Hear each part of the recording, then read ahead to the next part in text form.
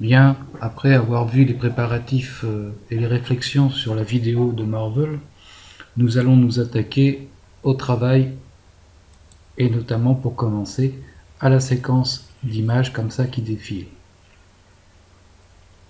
On voit qu'elle défile encore jusqu'à peu près ici. Voilà, très atténuée et avec par-dessus un écran rouge. De la même manière, elle commence aussi avec un écran rouge en tout début, avant de partir dans les teintes orangées. Donc la dominante de teinte de cette vidéo est rouge, un passage en orangé et un retour au rouge, jusqu'à revenir au rouge de Marvel, et ensuite un fondu pour terminer la vidéo. Bien. Ce qu'il nous faut retrouver, c'est des images pour aller dans notre séquence. Donc en cherchant sur le net, j'ai trouvé tout un tas de planches d'images Marvel et nous allons avec celle-ci créer notre séquence. Donc il va nous falloir un certain nombre d'images. La partie visible avant la bande rouge fait à peu près 6 secondes et pendant 2-3 secondes la bande rouge revient et ça apparaît comme ça en flou par-dessus, assez atténué. Donc si je me base sur 10 frames pour mes images,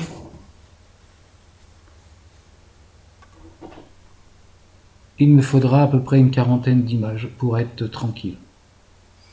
Donc on va se charger tout de suite de faire la préparation dans Photoshop.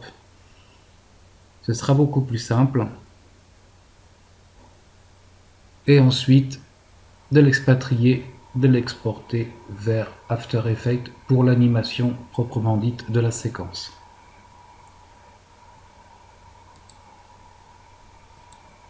Donc me voici avec mes images récupérées sur le net. Forcément ce ne sera pas les mêmes que celles de la vidéo de Marvel.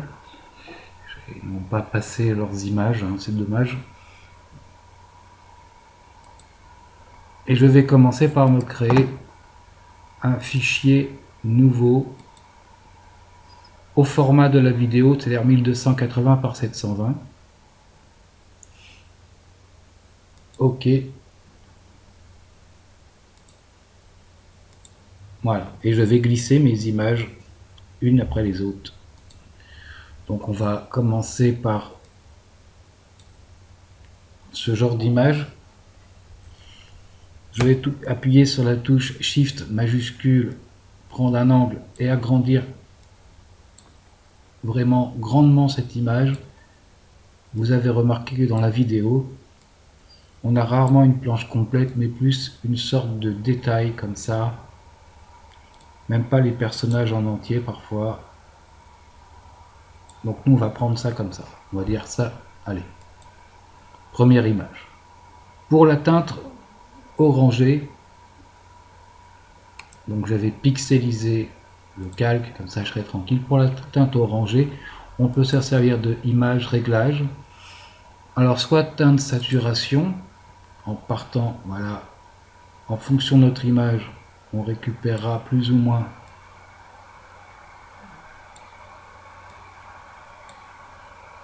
de orange, annuler, ou pour celles qui sont vraiment blanches, réglage, balance des couleurs également.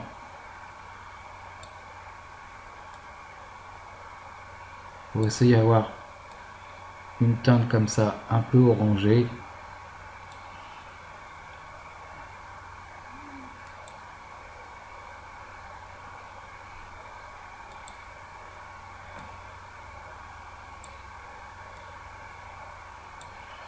OK. Ce sera la première image, celle qui apparaît pratiquement pas puisqu'il y a un départ fond rouge. Je vais en rentrer une seconde.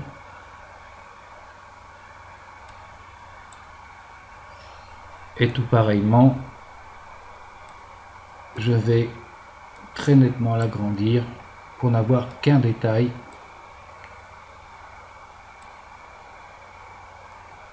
Voilà, tac. Et tout pareillement, je vais la rendre un peu plus orange avec le réglage. Il faut que je la pixelise auparavant. Image, réglage, et je vais aller chercher balance des couleurs sur les tons clairs.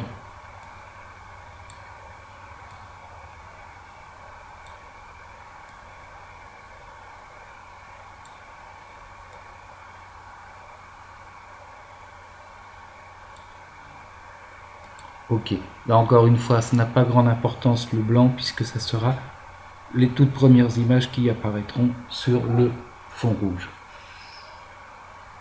Et je vais ainsi répéter X fois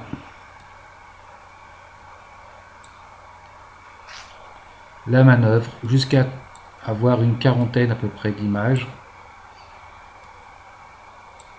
Vous voyez que sur la vidéo, parfois on ne voit qu'une patte, hein, donc on peut prendre ça comme ça, voilà.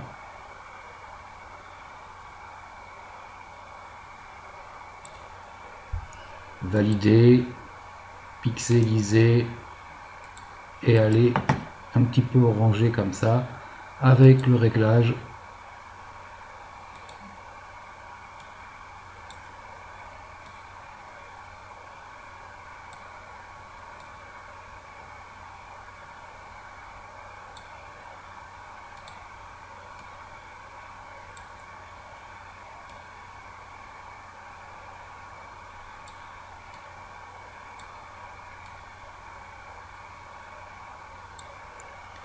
Ok. Bien, je vais recommencer l'opération un certain nombre de fois, donc c'est quelque chose d'assez répétitif. C'est une préparation qui peut paraître longue et qui fera gagner beaucoup de temps et de, je veux dire, de puissance de mémoire dans After Effects. Donc on se retrouve dans quelques secondes quand j'ai rentré toutes mes images. Bien, pour gagner du temps, on peut reprendre certaines images. Je prends par exemple celle-ci, la dupliquer. Alors, voilà. Et comme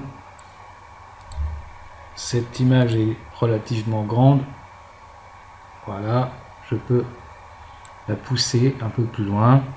Je peux aussi édition, transformation manuelle. Réduire un petit peu le navigateur pour voir ce qu'on fait. Voilà.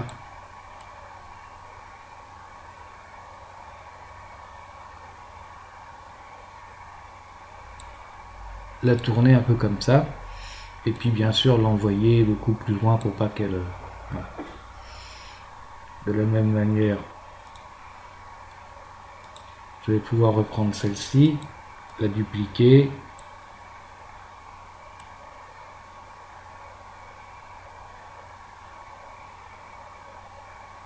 Et me servir de ça. En plus, ça m'évite d'avoir à retoucher à chaque fois colorimétrie compagnie. Celle-ci, voilà, on va remettre le navigateur un peu plus fort. Sélectionner la bonne. Voilà. Et on peut bien entendu édition, transformation manuelle, l'agrandir encore. Sur la vidéo de Marvel, en fait ce sont surtout des détails qui apparaissent, très peu d'images complètes. Ok, voilà, pareillement la coller là.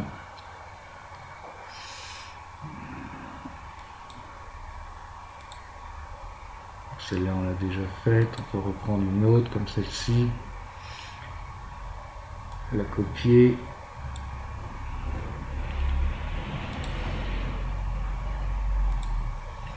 L'agrandir très nettement pour n'avoir qu'un détail.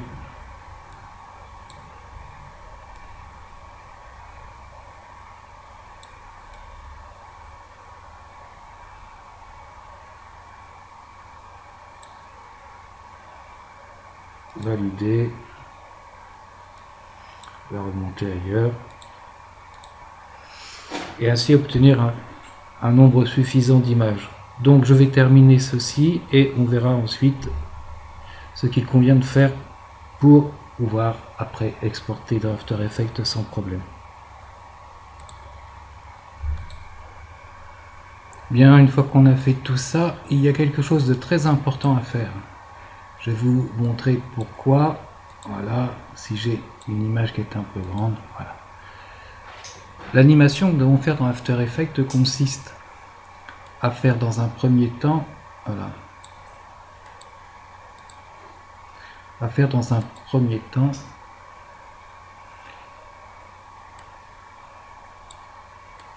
faire apparaître notre image en descente comme ça. Si j'ai une image qui est trop grande, ma descente sera trop longue. Donc ce que je veux, c'est uniquement une image qui tient dans le cadre de ma vidéo et pas au-delà. Je vais remettre mes yeux sur toutes mes images. Voilà, j'en ai un certain nombre, une quarantaine. Si nécessaire, on repiquera une ou deux pour pas avoir à refaire 36 photos. Donc ce que je vais faire, c'est que je vais prendre l'outil recadrage et je vais faire comme si je recadrais, c'est-à-dire que voilà, je maintiens juste à la taille de la vidéo et je valide. Du coup, ça va me recadrer toutes mes images dans le seul format 1280 par 720. Démonstration avec celle-ci. Voilà, elle tient uniquement dans le cadre de ma vidéo. Une fois que j'ai fait tout ça, fichier enregistré ou enregistré sous, et là je vais mettre séquence.